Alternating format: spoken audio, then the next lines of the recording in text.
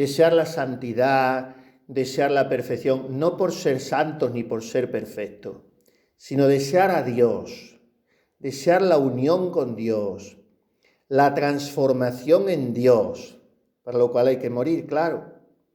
Entonces, cuando empieza uno la vida espiritual, cuando empieza también la vida religiosa, pues esos primeros pasos se suele decir principiantes, iniciados, pues los postulantes, las novicias, se tiene un gran deseo de perfección, un gran fervor, solemos decir.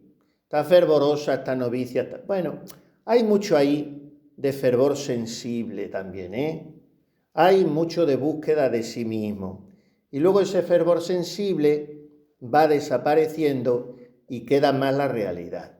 Pero también puede que se vaya amortiguando el deseo de perfección, que se vaya haciendo las paces con los propios defectos, que poco a poco se capitule con la mediocridad.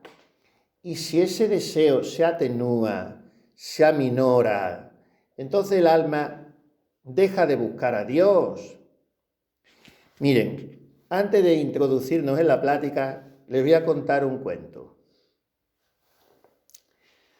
Un muchacho joven fue a un monasterio y le dijeron: mira, nuestro padre San Benito dice que lo que hay que examinar y certificar en un candidato a la vida monástica es solamente una cosa. No que sea inteligente, no que tenga muchas cualidades para esto, lo otro, sino una cosa. Hay que asegurar que ese hombre busca a Dios. Lo demás ya vendrá, pero que busque a Dios. Bueno, ese muchacho empezó su noviciado y rezaba mucho, pero decía: bueno, yo no sé si yo verdaderamente busco a Dios con el ansia con que tiene que buscarlo un monje. Total, que un día se fue a un monje viejo que era muy venerable, muy ejemplar, muy santo, y le dijo: padre, yo he venido aquí porque creo que tengo vocación, he dejado las cosas del mundo, aquí me han dicho que lo único que importa es que el monje busque a Dios, y yo le voy a ser sincero, yo no sé si lo busco como debería buscarlo. Total, que el monje viejo no le contestó. Le tiró de la manga del hábito para que le siguiera. Le siguió, lo sacó a la huerta. En la huerta había un pilón grande de agua. Y el monje, aunque era anciano, era todavía enérgico. Cogió al muchacho, le cogió la cabeza con la mano y se la sumergió en el pilón de agua. Y el novicio pues se quedó muy extrañado, pero se aguantó un poco. Diría: es una broma, una prueba o lo que sea. Pero pasaron los segundos y el monje no lo sacaba. Y él empezó a faltarle el aire y empezó a forcejear, querer salir del agua a la cabeza. Más forcejeaba, más el monje le sumergía la cabeza en el agua. Hasta que ya el viejo dijo: ya está bien, porque si no se muere. Y entonces lo sacó, pingando el otro pobre, morado, con los ojos vueltos, y ya el viejo esperó que se serenara. Y cuando se serenó el otro pobre, le faltaba, claro, la respiración y estaba además atónito a que obedecía ese episodio. Y entonces el viejo, que no había hablado ni palabra, le dijo: mira, hijo mío, no eres capaz de hablar, por lo tanto voy a hablar yo. Tú me has venido a preguntar cómo sabes tú si buscas verdaderamente a Dios. Y yo te digo, hasta que tú no busques a Dios con el ansia con que buscabas el aire para respirar, no has empezado a buscar a Dios. Hasta que no le busques así, al que te buscas es a ti mismo y le pones el nombre de Dios. Creo que este cuentecito tiene mucha miga, Tiene mucha miga. ¿Necesitamos a Dios como el aire para respirar?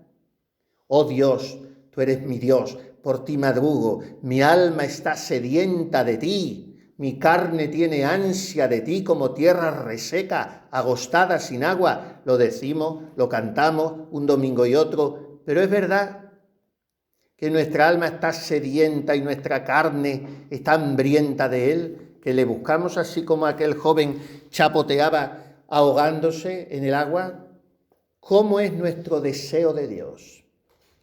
Vamos a hablar de eso hoy, porque en la vida espiritual, si no hay deseo, no hay nada.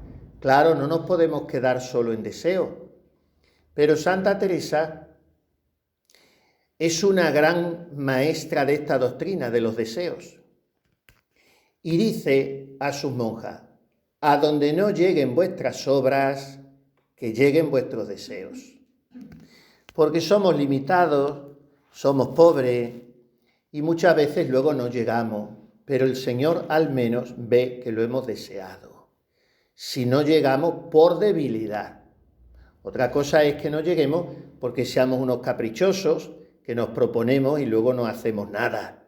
Pero si es por fragilidad, pues como dice un salmo, tú, Señor, miras mis deseos y los tomas en tus manos. Hay un librito que no sé si tendrán aquí, es pequeño, nada menos que de un padre que aquí han conocido mucho, venía mucho por aquí, y era un santo. Cuando había aquellos religiosos, maestros de espíritu y directores espirituales, en fin, es que esto ha dado un cambio bárbaro. Lo primero era que no venían en pantalones vaqueros a los conventos.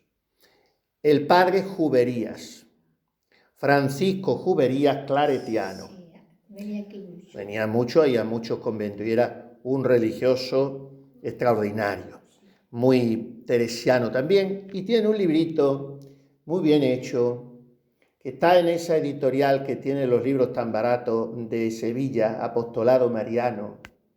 Se titula Los deseos santos y su valor santificador. Los deseos santos y su valor santificador. Búsquenlo, que es fácil que lo tengan por aquí, del padre Juberías. Y lo que hace ese padre en ese librito es recoger la doctrina sobre los deseos de dos santazos colosales, Santo Tomás de Aquino y Santa Teresa de Jesús. Y dicen, también Santa Teresita, dice, Dios no inspira deseos irrealizables. Señor, cuanto más quieres dar, tanto más haces desear.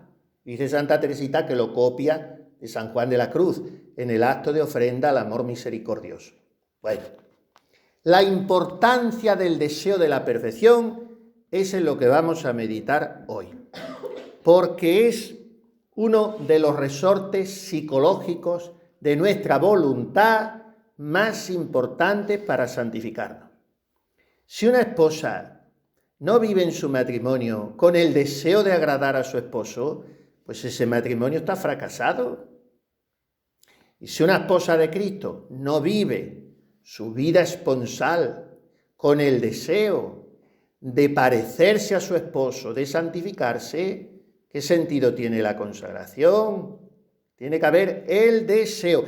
Que luego no llego porque soy frágil. Bueno, pero que lo deseemos. Entonces, ya sabemos muy bien que a Santo Tomás de Aquino le preguntó un día a su hermana, ¿qué hace falta para ser santa? Le contestó una sola palabra, querer. Querer es lo único que hace falta. Bueno, ¿qué es el deseo? En general, no de la santidad, sino de cualquier cosa. El deseo es un movimiento del alma hacia un bien ausente pero posible. Es un bien que yo no tengo, pero que lo puedo conseguir. Entonces mi alma tiende hacia ese bien. Bueno, pues yo quisiera comer fresas. Bueno, pues mi alma está pendiente de a ver si consigo por algún lado fresas. Eso es un deseo. Ahora que yo quiero la luna, eso no es un deseo, eso es un sueño. Deseo es algo de un bien que está ausente de mí, pero es posible. ¿La santidad es un sueño? No. La santidad es un deseo real. ¿Cuál es el problema? Que no nos lo creemos. ¿Por qué?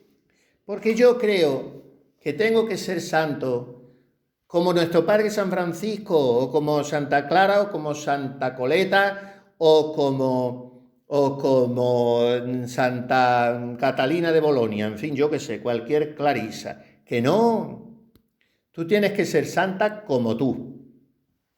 Pero claro, nos proyectamos en las vidas de santos que leemos, que están muy adornadas, pues los santos eran mucho más normales, nos proyectamos y al final, en el fondo de nuestra alma, pensamos, eso no es para mí. Y entonces, no lo deseamos como un bien real, como un bien posible, sino lo deseamos como deseamos la luna, pero nunca nos la van a bajar. Ahora la fresa o las nueces sí me las puedo comer, si procuro buscarlas donde están. Ahora si voy a buscar fresas a una ferretería, pues no las voy a encontrar, tengo que ir a la frutería. Por eso la santidad, tengo que buscarla donde está. ¿Dónde está? En la renuncia, en la humildad, en la muerte. Si voy a buscar la santidad en la autoafirmación, despídete de ella. Tú lo que estás buscando, un sueño. Por tanto, el deseo es un movimiento del alma hacia un bien ausente y posible. Y el deseo de la perfección, ya vamos concretando. Eso es un acto de la voluntad. Por eso es tan importante educar la voluntad. Es un acto de la voluntad que, bajo el influjo de la gracia,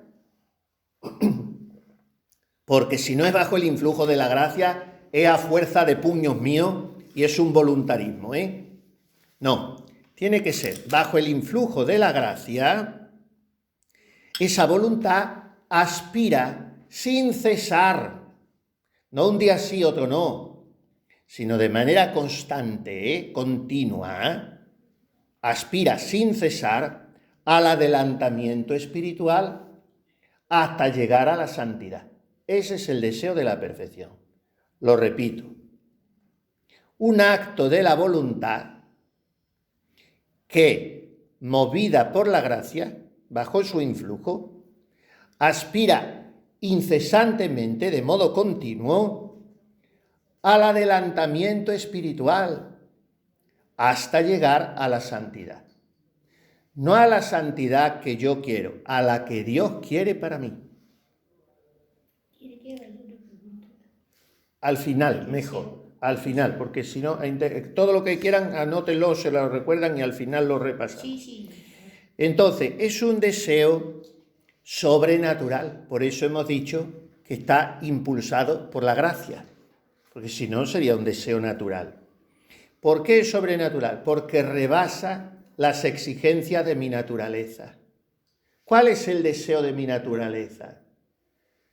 Pues comer, dormir, pasear, pasarlo bien, aprender muchas cosas. Eso es natural. Ahora, desear la santidad es sobrenatural.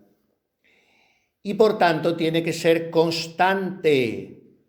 No puede detenerse en intermedios. Porque como dice San Juan de la Cruz, en este camino del Espíritu, el que no avanza, retrocede. No te quedas parado.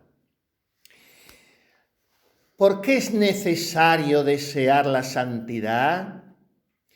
porque la santidad es el bien supremo que podemos desear en este mundo. Todos los demás son bienes parciales, bienes caducos. A usted le traen en Navidad entre un turrón de esos que se hace de cacahuetes y un turrón de Gijona o de Alicante, calidad suprema, ¿y usted cuál prefiere? Usted coge el de la calidad suprema. Si se lo regalan los dos, no coge el malo. Entonces, ¿cuál es el turrón de cacahuete? Pues bueno, ser una buena persona, ser una monjita que no da guerra, buena, hace su cocina, su coro, sus cositas, pero de santa no. Santa la calidad suprema y el deseo supremo, el bien supremo. Por eso es muy deseable. Pero vamos a ser sinceros, es un bien arduo, es un bien difícil de conseguir, la santidad. Por eso solo se puede tender a él por el impulso muy fuerte de una voluntad decidida. Dice Santa Teresa, hablando de buscar el agua viva de la oración. Santa Teresa dice, bueno, la primera morada está muy bien, ya las almas entran en el castillo, la segunda morada ya se va introduciendo y la tercera. Pero a veces, estando ya en la tercera morada, el alma se cansa o empieza a ver que el mundo se ríe de ella y ya se vuelve para atrás y se sale del castillo. Y entonces dice ella, importa mucho y el todo una grande y muy determinada determinación de no parar hasta llegar al agua viva.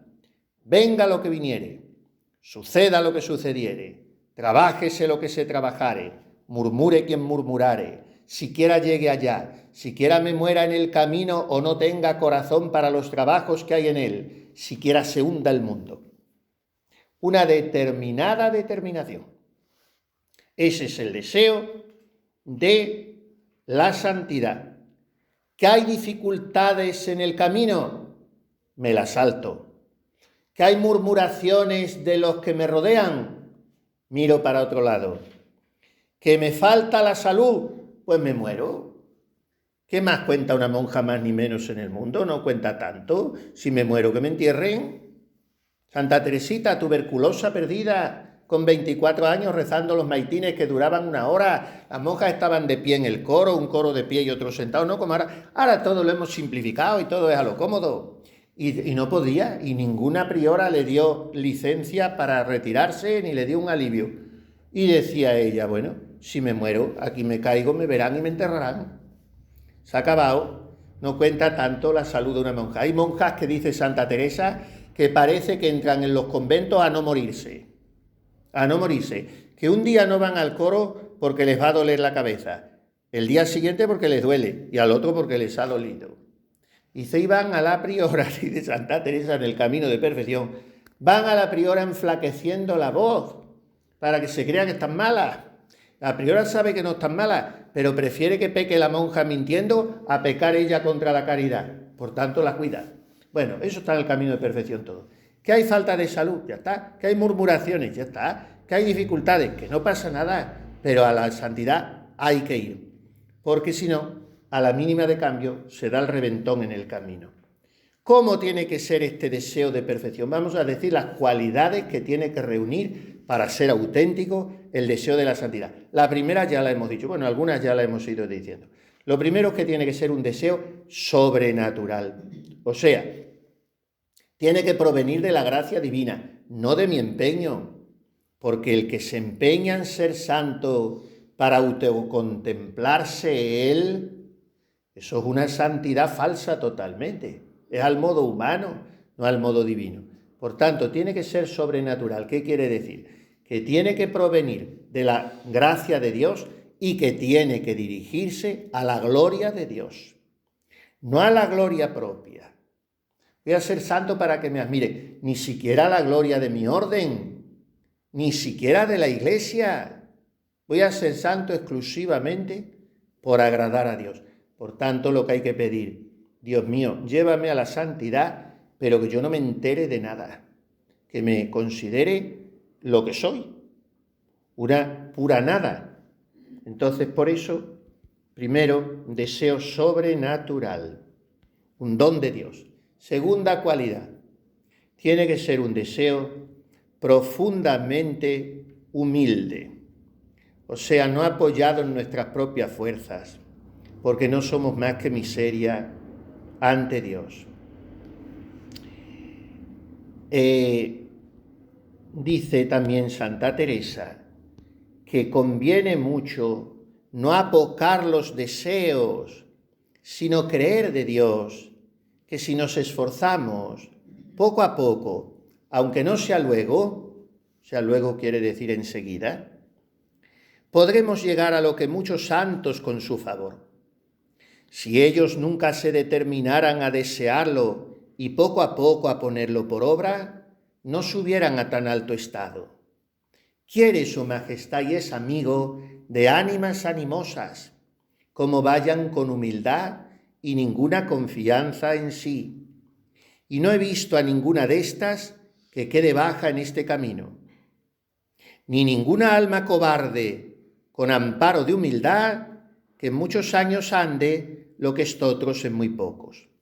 Espántame lo mucho que hace en este camino animarse a grandes cosas. O sea, la palabra es ánimo, magnanimidad, valentía, ánimas animosas, y de Santa Teresa. Pero repite una vez y otra la santa, porque es tiene mucho sentido común, y entonces repite una vez y otra, poco a poco, aunque no sea luego, porque esas almas que quieren ser santas rápido no respetan los ritmos de Dios, y Dios tiene sus ritmos, porque Dios es la pura paciencia, y tenemos que aprender de la paciencia de Dios con nosotros, y eso nos ayuda mucho a ser pacientes unos con otros. ¿Por qué somos impacientes con los hermanos? No aguantamos muchas veces su manera de ser, porque no meditamos en que Dios me lleva esperando a mí 20 o 40 o 60 años, y me lleva esperando. Poco a poco va Dios conmigo, ¿no? Pues eso es importante. Total, cualidades del deseo. Primero, sobrenatural. Segundo, un deseo humilde. Tercero, un deseo muy confiado. Yo no puedo nada por mí mismo, pero, dice San Pablo a los filipenses, todo lo puedo en aquel que me conforta. Todo lo puedo. Eso es tremendo, ¿eh? Yo que soy una hormiga, menos que una hormiga, y lo puedo todo, pero en Cristo, no yo solo.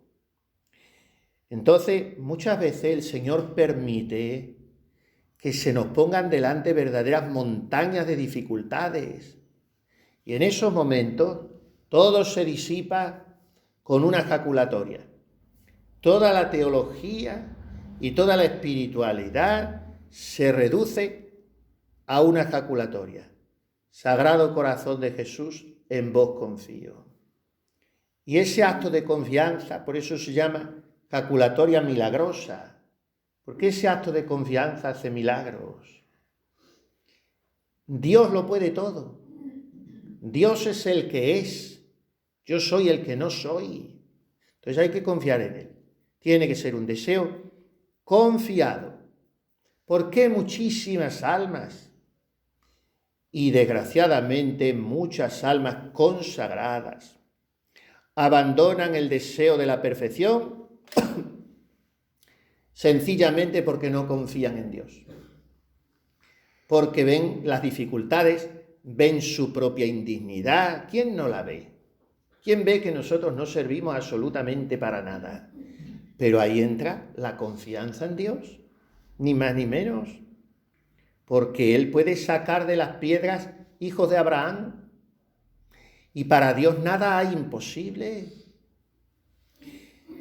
Cuarta cualidad del deseo: sobrenatural, humilde, confiado y un deseo, vamos a llamarle, dominante. Tú puedes tener muchos deseos en tu vida, pero el que tiene que dominarlos a todos es el deseo de Dios. Y todos los demás deseos tienen que poder filtrarse por el deseo de Dios. Tú deseas tener una comunidad muy numerosa. Bueno, ¿tú qué sabes si eso es lo que desea Dios? Tú deseas tener mucha salud para dar mucha gloria a Dios. ¿Tú qué sabes si Dios lo que quiere es que te santifiques en una cama? ¿Tú deseas morirte joven para darle a Dios esa flor todavía lozana? ¿Tú qué sabes si Dios quiere que vivas hasta los 100 años? Es el deseo de Dios el que tiene que dominar sobre todos los demás. No puede ser un deseo más. Mire, el que quiera ser santo no puede dedicarle los tiempos libres.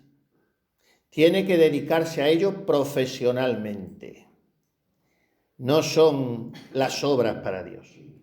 Bueno, además de un deseo sobrenatural, humilde, confiado y dominante, ha de ser un deseo constante, quinta cualidad, constante y progresivo.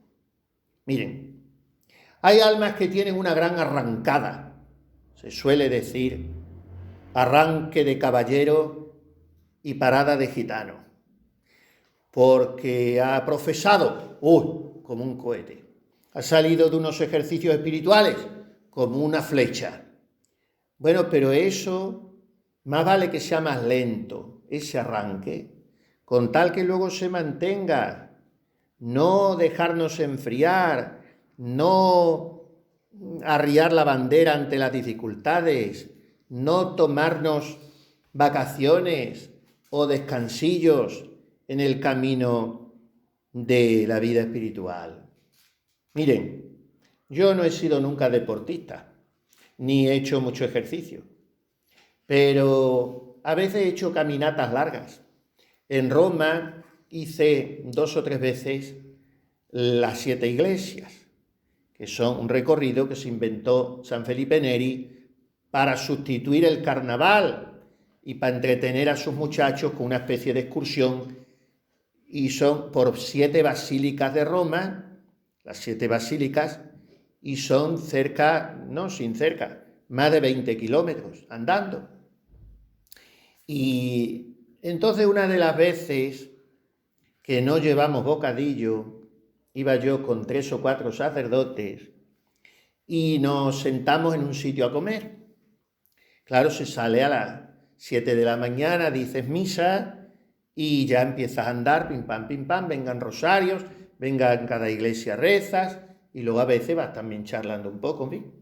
Y nos dijo uno de los sacerdotes norteamericanos: venga, vamos a seguir, pero si no nos ha dado tiempo casi ni a comer, y vamos, no, pero que nos sirvan rápido a seguir. Bueno, pues yo no le hice mucho caso. No, vamos, tranquilo, es que hay que descansar. Mire, padre, que cuanto más se descanse, peor se sigue. Y efectivamente me pasó. Por el afán de descansar, luego me costó horrores la segunda parte. ¿Por qué? Porque cuando uno está haciendo ejercicio, el cuerpo, los músculos ya se van calentando, Ahora, si te paras, ya los músculos se relajan otra vez y ya te cuesta seguir. En el camino espiritual pasa lo mismo. Vamos a descansar, voy a aflojar y luego has perdido todo el camino que llevabas.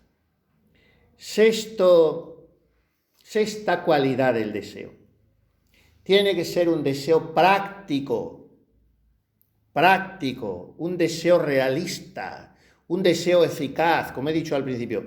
No es desear la luna, me gustaría, quisiera, no, es un quiero, un deseo eficaz. ¿Qué quiere decir? Que tienes que poner todos los medios aquí y ahora para conseguir la perfección. Tienes que poner los medios. ¿Cuáles son estos medios? Y con esto termino hoy, porque ayer y anteayer he sido demasiado largo. Y mañana también lo seré porque la de mañana es muy interesante. Y esta de hoy, pero vamos a terminar. ¿Cuáles son los medios después de haber dicho todas estas cualidades? Deseo sobrenatural, humilde, confiado, en fin, práctico, todas esas cosas. ¿En qué sentido es un deseo práctico y eficaz? Pues en que hay que poner los medios. ¿Cuáles son los medios? Pues son sencillísimos. Los medios para la perfección son sencillísimos. Primero, pedirlo incesantemente. ¿Cuál es la primera intención de su oración? Y a lo mejor voy a decir una cosa, que algunas se escandalizan un poquito, y si se escandaliza es porque no tienen idea, no ya de teología, sino de catecismo. Si se escandaliza con lo que voy a decir. ¿Cuál es la primera intención de su oración? Ay, Padre, pues yo pido por la Iglesia constantemente. Pues yo pido por la conversión de los pecadores. Pues yo pido por la paz del mundo. Yo pido por las almas del purgatorio. Yo pido... Mal hecho. La primera intención de tu oración tiene que ser tú misma. Por lo primero que hay que rezar es por tu propia santidad. ¿Eso es egoísmo? No, eso es caridad. Amarás a Dios sobre todas las cosas y al prójimo como a ti mismo. Por ese orden. ¿En qué te amas a ti mismo? ¿En desear que te pongan bien de comer? No, tu bien espiritual está por encima. Mire, voy a decir una cosa muy sencilla. Entre el bien material del prójimo y el bien material propio, está antes el del prójimo. O sea, que yo me quede sin comer para que el otro coma. Entre el bien material del prójimo, bien material ajeno, y el bien material propio, está antes el ajeno. Entre el bien espiritual ajeno y el bien material propio, está antes el bien espiritual ajeno. Que yo me quede sin dormir para que el otro pueda ir a misa, por ejemplo. Ahora, entre el bien espiritual propio y el bien espiritual ajeno, está ante el bien espiritual propio. Yo no puedo pecar para que el otro se salve. Eso sería una contradicción. Yo lo que tengo que buscar es primero mi santificación, el bien de mi propia alma, porque en tanto en cuanto yo sea más santa, haré más bien en la Iglesia. Mire, Santo Tomás de Aquino enseña, y San Alfonso María de Ligorio lo repite. San Alfonso María de Ligorio hay que leerlo mucho, La práctica del amor a Jesucristo, las glorias de María, y sobre todo ustedes, la monja santa de San Alfonso María de Ligorio. Lean ese libro. Como ese libro se leyera y se practicara, se reformaban todos los conventos en una semana. La monja santa. Bueno, San Alfonso María de Ligorio dice: 4 condiciones para que nuestra oración la oiga Dios infaliblemente. Tú pides por un enfermo que se cure. Tú no sabes si esa oración va a tener fruto. Tú pides esto. Tú pides que salga un alma del purgatorio. Tú no sabes si sale. Cuando sabes que una oración tiene fruto, es cuando tiene 4 condiciones. Cuando se las diga van ustedes a decir, claro, así cualquiera. Así cualquiera. ¿Cuáles son las 4 condiciones? Primero, pedir por ti mismo. Segundo, pedir tu propia salvación, las cosas convenientes para tu santificación.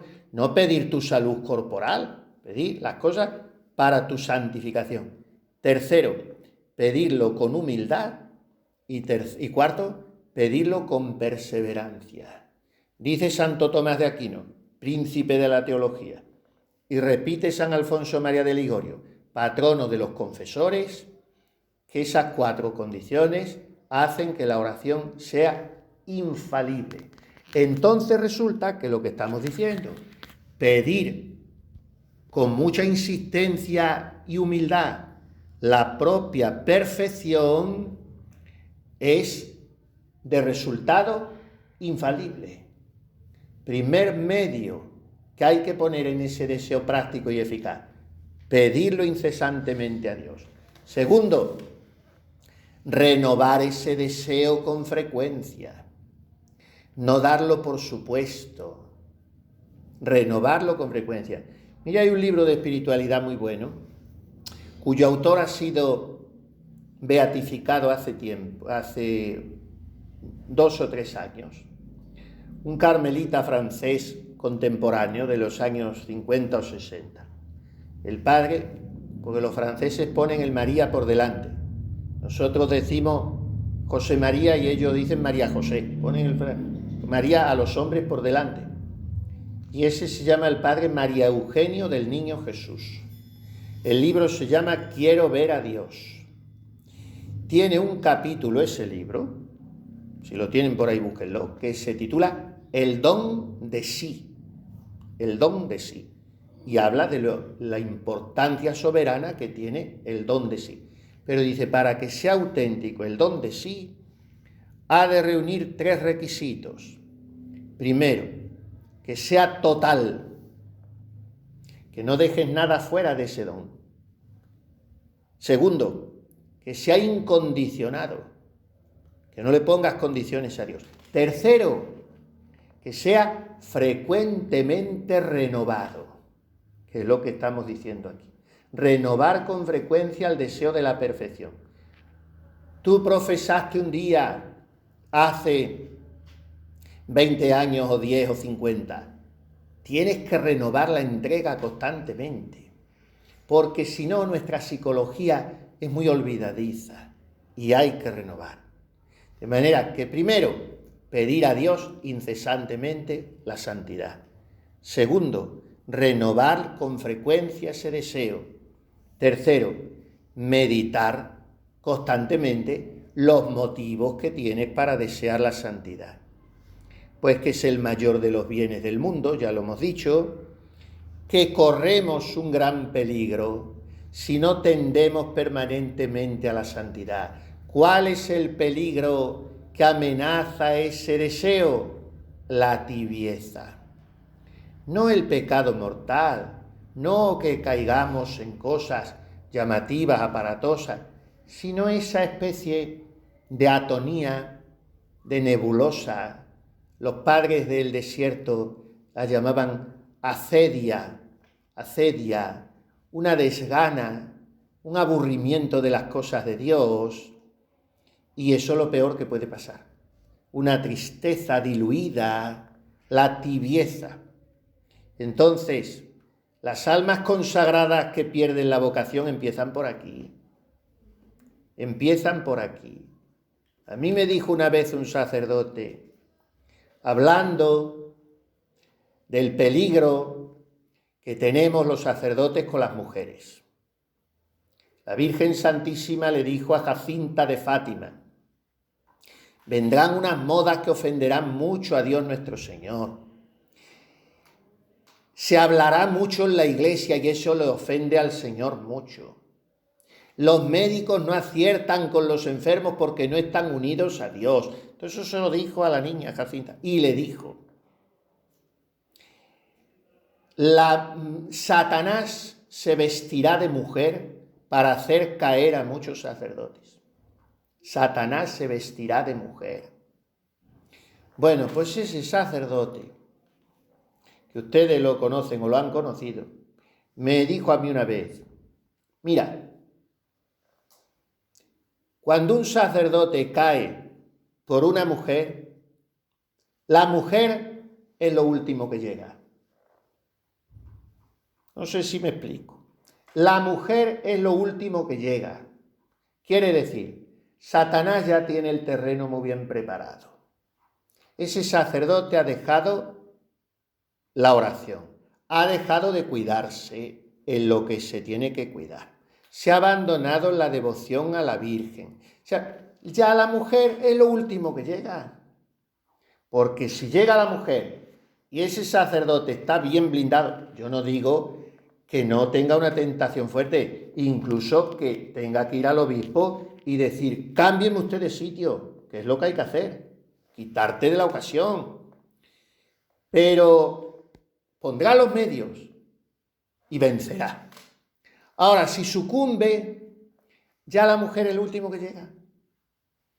No, porque no me valoran, porque el obispo no me quiere, porque me tienen este pueblacho. Ya te falta la humildad, te falta la alegría, te falta... Estoy viendo a muchas monjas, les voy a decir todo, dejar el hábito después de 15 y de 20 y de más años, de monjas. Esto es muy serio, ya se me han dado varios casos de tener que pedir como vicario, no exclaustraciones, porque las exclaustraciones al final suelen acabar mal, sino dispensa de votos a Roma. Y yo digo, bueno, ¿dónde estaba esta vocación? Que se la veía tan... Has empezado a ceder en cosas pequeñas, a ceder a la tibieza, a juzgarlo todo, a no estar contenta con nada, a faltarte la alegría, ya está. No es que hayas tenido, es que ha sido por tal dificultad, es que ha sido por tal abadesa, es que ha sido... Mentira, ha sido por ti, porque si no, es que las que llevan toda una vida no han tenido dificultades, ni cambios de abadesa, ni cambios de todo, y han pasado por todo. O sea que una vocación no se estropea por un problema. No. Se estropea porque tú quieres, ni más ni menos. Porque Dios no te falta. Si Dios no te falta, quien ha faltado eres tú. Eso es matemático. No, es que me pasó, es que tal convento, es que tal con los cierres de los conventos está también pasando mucho. También pasando, que no pasa nada, se puede vencer todo. Ahora que se sufra, yo no digo que no se sufra. Que se tengan tentaciones y dificultades, se tienen, como todo el mundo. Pero no te abandones, no empieces a ceder en cosas pequeñas, sigue deseando la santidad, estés donde estés. El otro día leía yo la autobiografía del padre Gracián, que tanto quiso Santa Teresa. Bueno, le echaron de la orden, le montaron una campaña de calumnias repugnantes con las monjas, le echaron de la orden, consiguieron que el Papa diera un breve para que no le volvieran a admitir, cayó cautivo entre los moros y escribe una carta, dice el pobre, bueno, ahora voy a ver si voy a tal sitio, no me faltará un altar donde decir misa, una oración que hacer, almas que estimular, pecadores que reconciliar y un papel para escribir. No me faltará un sagrario donde vaya.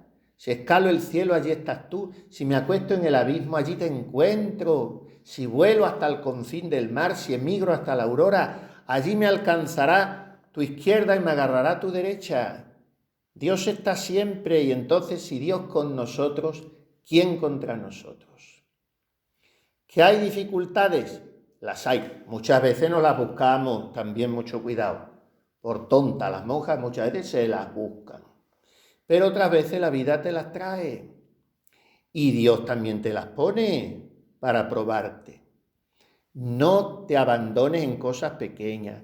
Mantente fervorosa, unida siempre a tu comunidad, obediente a los superiores, sencilla, no seas complicada. Y entonces el deseo de la perfección no se va desmoronando, de otra manera se pulveriza. Anda esta monja a los 40, a los 50, a los 60 o a los 30. Pues si se ha desinflado, ¿qué ha pasado aquí? Hombre, a veces también necesitamos quien nos dé fuelle, ¿no? Un sacerdote, gente que estimule. Pero yo no puedo estar pendiente de que me estimulen, porque muchas veces no tendré esos estímulos, no los tendré. Y vienen épocas en tu vida religiosa o sacerdotal, ahora no vamos a contar aquí nuestra vida, de muchas soledades, de muchas incomprensiones. Y entonces que hay que agarrarse a Dios, ni más ni menos. Porque no es que me han quitado la fe, es que se han cargado mi vocación. Mentira, eres tú, ni más ni menos. No te abandones a la tibieza, al desaliento. No te desilusiones. Lucha siempre por la santidad, oración y virtudes y oración, ni más ni menos. Entonces, eso es, meditar con frecuencia el peligro que corremos si no tratamos de santificarnos de verdad, porque la tibieza llama al pecado mortal y después ya se pierde hasta a veces la fe. Que no hablo de memoria, que estoy pensando, por desgracia, en muchos nombres y apellidos, que se pierde hasta la fe. Y he conocido, y ya digo, estoy pensando en muchos religiosos, jóvenes, y luego se salen y no van ni a misa, ni los domingos, ni nada, y tú dices, ¿pero que ha perdido la fe? ¿Cómo puede ser eso? Se empezó a aflojar. Y entonces la vocación, le decía yo a estos muchachos que ahora he tenido que se han ido al seminario, mira, la vocación hay que cuidarla como si fuera de cristal de Bohemia. ¿Ustedes han visto ese cristal que se le hace así fino? Bueno, pues ese, cuando lo tienes que llevar de un lado a otro, esa copa, la tienes que envolver en 70 periódicos y serrín y viruta. Bueno, pues la vocación hay que tratarla así. Es un tesoro y es un don. No la puedes descuidar, ni un día. Porque en un día que aflojes, el día siguiente te cuesta el triple. Tienes que cuidarla. Mucha oración, mucha adoración eucarística, mucha devoción a la Virgen, constantemente de la mano de la Virgen, y luego humildad. Y el alma que es humilde está siempre contenta. La pongan donde la pongan, le haga lo que le haga, da igual. Pues, ¿cuál es el motivo más absoluto de que yo tengo que tender a la santidad? Que quiero parecerme a Jesucristo, imitar a Jesucristo, unirme con Él, reproducir su vida. Yo llevo en mi cuerpo las señales de Cristo, dice San Pablo y San Francisco, el hombre más parecido a Jesucristo que ha habido. Ustedes imagínense, un minuto de la vida de San Francisco o Santa Clara, un minuto sin este deseo de santidad. No se lo puede imaginar. Un minuto en San Francisco de tibieza. Eso no importa, eso no es una exageración. Un minuto Santa Clara sin humildad. No lo pueden imaginar. Entonces, es en los santos donde tenemos que mirarnos. Tampoco. No hay que mirarse ni en los santos siquiera. Hay que mirarse en Jesucristo, como le dice Santa Clara a la beata Inés de Praga. Él es tu espejo. Él, pobre, despreciable, Él, mírate en Él. Y entonces quien se mira en Jesucristo, ¿cómo no va a desear parecerse a Él? Hermanas mías, que hablamos de muchas tonterías, que lo único que importa es esto que estamos diciendo. Lo único que importa, porque todo lo demás pasa. ¿Que hacen ustedes un cursillo de franciscanismo? Está muy bien, pero a ustedes ¿qué les importa la regla bulada, la no bulada, las urbanitas y la otra y no la otra? Sí, está bien, hay que conocer la historia de la orden. Yo no digo que no, sí. Que hablamos de la clausura, que si Santa Clara no quiso clausura y ahora vamos a descubrir al cabo de 8 siglos que Santa Clara no puso las rejas. Pero bueno, eso a mí qué me importa si lo que tengo que buscar es a Jesucristo como monja contemplativa, claustral, que es lo que soy. Si todas esas explicaciones me las están dando para decirme que venga a salir al Corte Inglés, pues al final, ¿dónde está la imitación de Jesucristo? Entonces, que sí, que incluso les voy a decir más. Un cursillo de Cristología, que a ver si el concilio de Nicea, el de Calcedonia, dijo que Jesucristo, las dos naturalezas, la unión hipostática, todo eso está muy bien, si yo soy el primero que doy esos cursillos, o un cursillo de sacramentos, de lo que sea. Hay que formarse, yo no soy contrario, no, hay que formarse. Pero la primera formación es esta. Imitar a Jesucristo crucificado. Virtudes, obediencia, humildad, alegría, fraternidad, trabajo. Eso es desear la perfección. Y lo demás, pues son zarandajas. Así es que he dicho que iba a tardar menos y total lo que he tardado son 5 minutos menos que los otros días. Pero termino para que haya una rueda de prensa ahora o de preguntas o coloquios o lo que sea.